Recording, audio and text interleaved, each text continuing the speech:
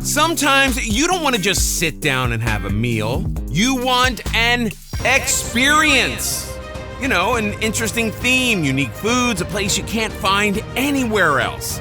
Even if you're not quite sure that you want your meal to be an experience, these are restaurants you must experience at least once in your life. But which one ranks the best of the best?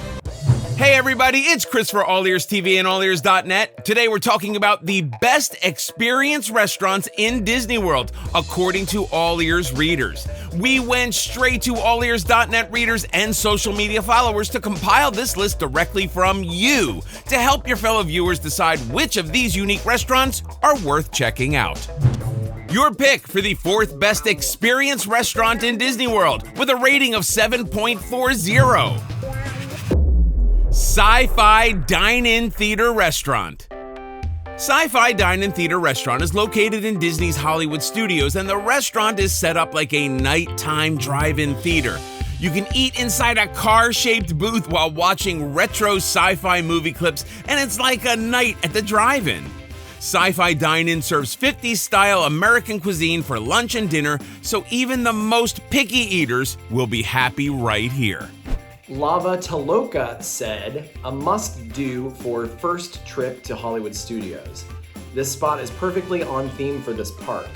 Can't get a more classic movie experience than visiting a drive-in movie in your convertible to watch old B movies with burgers and shakes. This is my husband's favorite place. Okay. Ow. Ow. Why? SciFi Dine-In Theater is one of the more immersive restaurants in Disney World, but not in like a you're walking into the movies way, more like you're walking into an old-fashioned drive-in kind of way, which is so Hollywood Studios, like what the theme used to be, at least when it was MGM. So walking in there, it's definitely like very jaw-dropping. It's super exciting as a kid. Listen, dining in any sort of unconventional table is like when you were a child. So walking in and seeing all those cars lined up and the screen playing the movies, like you're like, yes, give me your mediocre burger, please, chef. SciFi Dine-In includes American dishes like burgers and shakes. Oh, get the Oreo shake to wash it all down. Prices range from around $17 to $24 for entrees, with some prices varying whether you're dining at lunch or dinner, making it one of the cheaper full-service sit-down restaurants in Disney World. Reviewer Volfan Loves Disney said, "This place is neat at face value. You sit in old cars and eat burgers while watching sci-fi trailers from the 50s and 60s. It's burgers and fries and really not much imagination behind it, so while everything tastes fine, you can get a burger anywhere in or out of Disney and probably get it better and cheaper." While there is an incredible experience to be had at SciFi Diner, is the food necessarily worth it? You're gonna get a lot of burgers and fare that is more along those lines. So consider that the experience is probably going to be more special than any of the food that you're gonna get there. The burgers at SciFi are good, don't get me wrong. They're definitely better than your generic theme park burger you could get at Rosie's or Backlot Express in the same park. However, they're definitely not the best burgers on property. The best table service burger on property, in my opinion, is at Steakhouse 71. Or for a less expensive but still really delicious option, the burgers at Deluxe Burger at Disney Springs are less expensive and better burgers than SciFi. So yes, it's gonna be a good burger, but the burger alone does not justify the cost. It's important to note that in addition to the car booths, there are also traditional tables, and you're not guaranteed a car booth. The restaurant can be a little loud for some people, and because it's like a nighttime drive-in, it's also kind of dark. Also, reservations can be really hard to come by. So just keep in mind that you might have to request a car booth. You can do this when you check in with a cast member. It's not guaranteed though, so you might end up sitting at just a regular table, which can be a bummer if you are really looking forward to sitting in one of those cool car tables. Also, if you are going to sit in a car, that car is laid out as 2 rows of 2, which means it's kind of hard to talk to your party, but that can be a good thing. Like, you can talk, but it's not like you'll have to like upkeep conversation with your kids. I'm not saying that you don't like conversation with your kids. That sounds hard. Sit in a car booth. Sit in a car booth, let your kids get a movie shown at them, and you just eat a burger. Just have a burger. While the theming is certainly unique, the food is really nothing special and it's pretty expensive. So keep all of those things in mind when deciding if you want to go to SciFi Diner. It might be a really fun experience for kids that are not looking for the fanciest of food. They're gonna have a really good time there, but if you are looking kind of for an upscale meal, this is not where you're gonna find it. The pros. Dining in a car while watching TV. Sign us up. This is a great spot for kids, especially if they love sci-fi or want a special treat like watching TV while eating. A drive-in movie, retro sci-fi, eating in a car. Can you get a more unique atmosphere? The cons? It's American food. It's not really anything special that you can't get anywhere else. You're paying a premium for the experience. You might have to request a car booth, and even then, it's not a guarantee. Your pick for the third best experience restaurant in Disney World with a rating of 7.46. Be Our Guest. Be Our Guest restaurant is located in Fantasyland in Magic Kingdom, and it's like stepping into the Beast's castle from Beauty and the Beast. Along with tons of details from the film, like the famous stained glass window, you have the option to dine in 3 different rooms, either the breathtaking Grand Ballroom, the dark and moody West Wing, or the brighter and enchanting Castle Gallery. Each space offers a completely different experience. Although they used to serve a quick service breakfast and lunch, right now Be Our Guest is serving lunch and dinner via a prefix menu, and you might catch a glimpse of the Beast making a quick appearance walking through the restaurant. Ursula's Revenge said, best dining experience in Magic Kingdom. This is truly our favorite restaurant inside Magic Kingdom, and surprised it is not ranked higher. When you step inside the castle, you truly feel like you have transported into the Beauty and the Beast movie. This is truly what Disney does best, is transport you to another world, and they knocked it out of the park with this one. Stepping into Be Our Guest is basically stepping into Beauty and the Beast. You are stepping into the grand ballroom that we all know from Beauty and the Beast, where Beast and Belle dance. So it is truly breathtaking to get to step into Be Our Guest. If you're a serious Beauty and the Beast fan, you might want to request a certain room based on the experience you want. The Grand Ballroom is the biggest room, and it's just like the scene of Belle and the Beast dancing to Tale as Old as Time. The lights are dimmed and huge windows depict a snowy nighttime scene. The West Wing is based on the Beast's room of deep brooding, and it's dark and moody, so dark in fact you might wish you packed a flashlight. The decor is shredded and you can see the magical rose and the Beast's human portrait above the mantle. Occasionally, you'll hear thunder and the portrait will change. The Castle Gallery is made up of tables and booths with tons of paintings of characters from Beauty and the Beast. In the center of the room is a giant music box sculpture of Belle and the Beast dancing. My favorite room at Be Our Guest, this is hard. I think my favorite room is the ballroom. Even though that's basic, listen, I can be basic. My favorite room is gonna be the ballroom, I think because the ballroom has the most gorgeous theming. It looks like you are walking into the movie. And the ceiling is gorgeous, and the music is playing this beautiful 50-piece orchestral soundtrack to your meal. And then you look out, my favorite part is that when you look out the windows, you're looking out on an animated landscape and it's snowing. And I absolutely love snow. So the ballroom is gonna be my favorite. It feels the most like you're in Beauty and the Beast to me. And I do like the West Wing. Now the one that's kind of lame, no offense to the Rose Gallery, but it's kind of lame. Like, there's the cool, like, music box figurine of Belle and Beast, but do you mean to tell me that Belle and Beast... do you mean to tell me that Belle and Beast got married, fell in love, whatever, she moved into the castle officially, no longer as a prisoner, and they were like, you know what we need? We need a room that has just a giant figurine of us constantly dancing to music box music. And Beast was like, you know what, Belle? You are right. What? Keep in mind, similar to SciFi, you can try to request the room that you want when you check in, but you might not get it. So just keep that in mind. Now, the good thing about Be Our Guest is that you can kind of get up from your meal and maybe walk around the restaurant. Make sure you don't bother other guests who are dining or anything, but I definitely did a lap when I eat at Be Our Guest for the first time just because you want to see everything that's in that beautiful restaurant. Lunch and dinner cost $62 per adult and $37 per child. And the adult meals include an appetizer, entree, and dessert trio. Kids get an entree, side dish, and dessert trio. And one of the most fun benefits for kids is getting the interactive white chocolate chip dessert, which kids can paint with edible colors. Be Our Guest is also one of the only places adults can order alcohol in Magic Kingdom.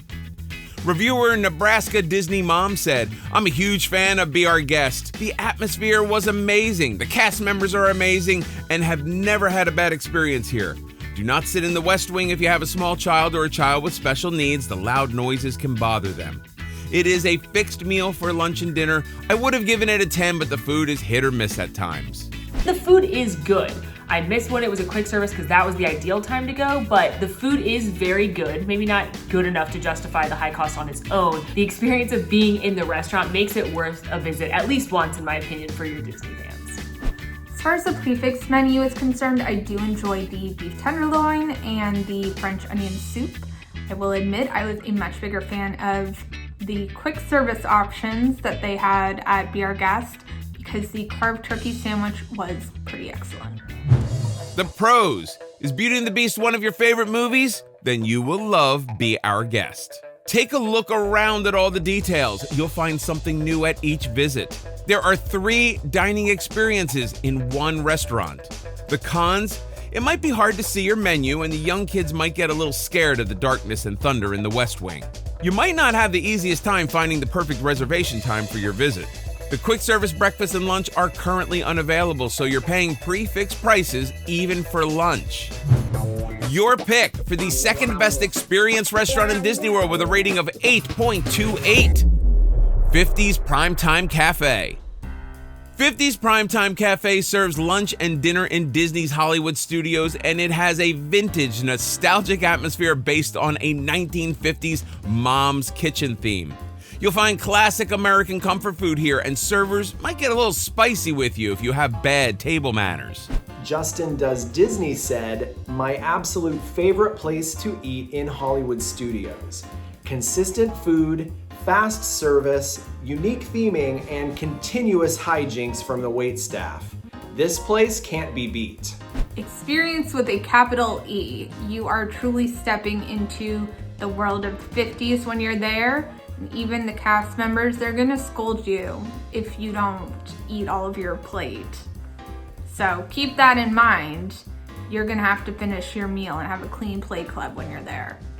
Standout entrees include dishes like Aunt Liz's golden fried chicken, Cousin Megan's traditional meatloaf, and Mom's old-fashioned pot roast. Your basic home-cooked meals. Prices for entrees range from $17 to $26, so it's not the most expensive restaurant you'll find in Disney World. 50's Primetime Cafe is also famous for their peanut butter and jelly milkshake, which tastes like, well, if peanut butter married a jelly sandwich and they had a child that, was a milkshake. You get it. Seating here is both regular tables and also TV tables, and if you get the chance to request a TV table, you absolutely should. One AllEars reviewer said, "Great 50s atmosphere, fantastic food and beverages. The peanut butter and jelly milkshake is amazing. The fried chicken is also my absolute favorite. Interactive waiters, waitresses, and a very fun place to dine. Just reserve ahead of time. Walk-ups are difficult to get at this place." The food at 50's is pretty good. It's certainly better than the food, in my opinion, at SciFi, which is the other themed restaurant in this park. It's your classics like meatloaf and pot roast and fried chicken. A lot of people love that fried chicken, and it is good. It's not the best fried chicken in Walt Disney World. That's at Homecoming. I did a whole fried chicken throwdown video that I'm shamelessly plugging right now. So the fried chicken is a fan favorite. It's got, your big pieces of golden fried chicken, but it's pretty average flavored fried chicken. I personally like the chicken pot pie, and I really hope they bring back the fried Boursin cheese because that's amazing. And of course, you've got to get yourself a PB&J milkshake. It sounds weird, but trust me, it's delish. One thing that I did a lot during 2020 when the parks were closed was try to make that PB&J milkshake at my house. Did I succeed? Kind of. I kind of did. It was close, but it was not 50's Primetime good. I love antics, and the servers at 50's Primetime are chock full of antics. There are so many antics. So many antics. They tell you to finish all your food. If you do, you get a sticker for the Clean Plate Club. I am terrible at finishing a portion of food. I'm like queen of leftovers. I bring my leftovers home from everywhere. I used to carry around a Tupperware in my bag because I knew that if I was going out to eat, there would be leftovers. But I finished my food at 50's Primetime because I want to make my cousin, the cast member, happy with me. So I finished my food. I really like peanut butter. And I like that milkshake. And now I want one. And I'm just at home and I'm not at Hollywood Studios. I actually have a park pass for Hollywood Studios today. Listen, kids, don't move to Disney World. You become irresponsible with your money. Not only can reservations for 50's Primetime Cafe be hard to come by, but some of this food is heavy and might not be the best on a big theme park day. If you're looking for a shorter visit and maybe not as much heavy food, you can try out the neighboring Tune-In Lounge for some unique adult beverages made from Dad's liquor cabinet. While the menu isn't particularly special, overall, because of the experience, 50's Primetime Diner is definitely one you're going to want to visit at least once when you're in Disney's Hollywood Studios. The pros. The 1950s kitsch transforms you to a different time period. The servers take a more interactive role at 50's Primetime Cafe, leading to lots of fun and laughs at your table. Fried chicken, meatloaf, you're getting those big meals from childhood here. The cons? Lots of people love this spot, so it might not be easy to grab a reservation. Okay, this home-cooked meal menu is heavy on the stomach, so it might not be the best plan for everyone, especially if Genie Plus has you heading to Slinky Dog Dash immediately afterwards. If servers getting a little sassy with you makes you uncomfortable, you probably want to skip this spot. Your pick for the best experience restaurant in Disney World with a rating of 9.00 is Space 220. Space 220 is one of Disney World's newest restaurants, located in Epcot's World Discovery area, right next to Mission Space. You get to dine in space. Well, kinda. You take an elevator to a space station 220 miles above the Earth. And in the dining room, there are huge windows with a view of Earth and various scenes. Space 220 has a lounge option for dining as well as a prefix menu for lunch and dinner. Dark Seth 220 said, "The staff are super nice and thoughtful because I had to get up with my daughter so my wife could eat, and they brought out a dome-type cover to keep my food warm while I was away from the table. The food and beverage selections are amazing and the whole experience is out of this world. Big shout out to the hostess staff for bringing a smile to my little one's face and keeping her entertained, but also doing their job that they were supposed to do. I will return again one day." So the very cool thing about Space 220 is that you are actually taking a trip into space. Since you are starting off on Earth, they got to get you to space some way. So you step into their shuttle of sorts and you get to watch the experience as you are rocketed up 220 miles, I suppose, up into space. Lunch and dinner are different at Space 220, with the lunch menu including an appetizer and entree for adults for $55. For kids, it's $29 for lunch and dinner, and it comes with an entree, drink, dessert, and a pack of collectible Space 220 trading cards. Why can't the adults have these? Can somebody find out? Dinner for adults includes an appetizer, entree, and dessert for $79, and there are also supplemental dishes available at an additional cost. The Space 220 Lounge is a separate first-come, first-serve experience with a separate menu too, so it's a good alternative if you can't snag a reservation. Space 220 had a lot better food than I expected it to have. I went in assuming it would be on the same level as like T-Rex or Rainforest Cafe food, but it's actually pretty good food. Favorites of mine included that Blue Moon cauliflower with that tempura fried like buffalo cauliflower was really good. I really liked some of the lounge food like the sliders, and I was very impressed by the filet at the dinner menu. So there are good dishes and it's definitely superior to, I would say, all the food on this list. But it is expensive to go to space. I really liked the food. I was actually very impressed. The food is fine dining. Like, there's a lot of restaurants in Disney where they have fine dining prices, and because they are an experience all around, the food isn't that good. The food at Space 220 was good. There is this buffalo cauliflower appetizer there that I'm not kidding. I have been chasing that high since I went there. I also really liked, I'm not huge on lobster. Like, I like lobster, who doesn't? But like, they have this lobster that's stuffed with crab. It's like $100. It's so expensive, but oh man, was it good. If you are like balling out at Space 220 and you like lobster, that thing was really good. Space 220's plant-based options were a little disappointing. And I don't say that because I don't like plant-based food, because I do. I say that because I just don't think they did an amazing job with it. There's a plant-based bolognese, which is, it's fine. But compared to the other food and compared to the quality of ingredients in the other food, I would definitely like not pick it, which sucks for plant-based eaters. And then their lunch option for plant-based is a grain bowl, which it was good. All the ingredients were quality, but none of the ingredients went together. Not really great options for plant-based eaters for vegans. So just keep that in mind. That's a real bummer in my opinion, because that kind of excludes those eaters from an experience where they're gonna be spending so much money and they might have to get something that's kind of just Okay, let's be real here. Space 220 is pricey. Is the food good enough to justify the cost? And table location matters quite a bit, with some tables not really allowing a good view of space and all the fun scenes. When you're paying a premium, is it really worth a visit for a bad table? Because it is cool, right? It's cool going in there. As a Disney fan, if you're a space enthusiast, if you want to see something new and different, it is cool to go in there. But you can do that at a reduced cost and a shorter time period. You don't have to take a huge chunk out of your Epcot day if you go get a drink and an appetizer at the lounge, and you still get the fun of going into the restaurant. One big thing to keep in mind is that Space 220 is fine dining. So that comes along with a pretty expensive price tag. You're definitely going to want to make sure to keep that in mind, because there are a lot of options to eat at in Epcot, especially considering World Showcase. But it is very, very cool to get to go and feel like you're eating in space. The pros. You're dining in space. From the elevator to space to the giant windows and all the space station scenes, the experience and atmosphere is really unique and fun. Some of the food, like the Blue Moon cauliflower, is both really good and unique. This is not really the type of restaurant you'll find outside of Disney World. The cons? This is a pricey restaurant, so you'll probably need to plan ahead of time to budget. Not all of the food is a hit, and with some dishes, they might have gone a little too far. If you get a certain table, you might be missing out on the space atmosphere, but you're still paying the same price.